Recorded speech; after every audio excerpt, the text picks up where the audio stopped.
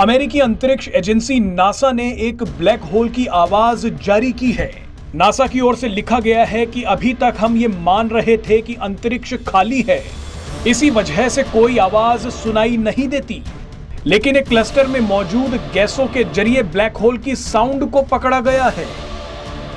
NASA ने जैसे ही इस ब्लैक होल की आवाज को जारी किया, सोशल मीडिया पर अलग ही बहस छिड़ गई।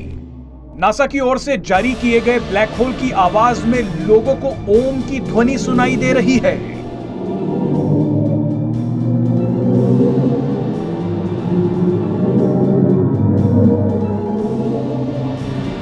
कई लोगों ने नासा के वीडियो को रीट्वीट करते हुए लिखा है कि अंतरिक्ष में ओम की आवाज गूंजती है।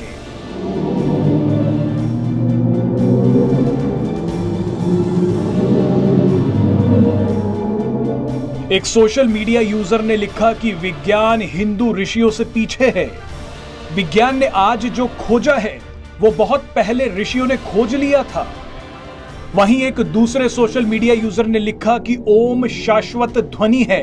ओम ध्वनि ब्रह्मांड में हर जगह मौजूद है। आपको बता दें कि नासा ने पर्सियस आकाश गंगा समूह के केंद्र में एक विशाल ब्लैक होल में इस ध्वनि को खोजा है। बताया जा रहा है कि जिस क्लस्टर में ये ध्वनि तरंगे मिली हैं, वो 250 मिलियन प्रकाश वर्ष दूर है।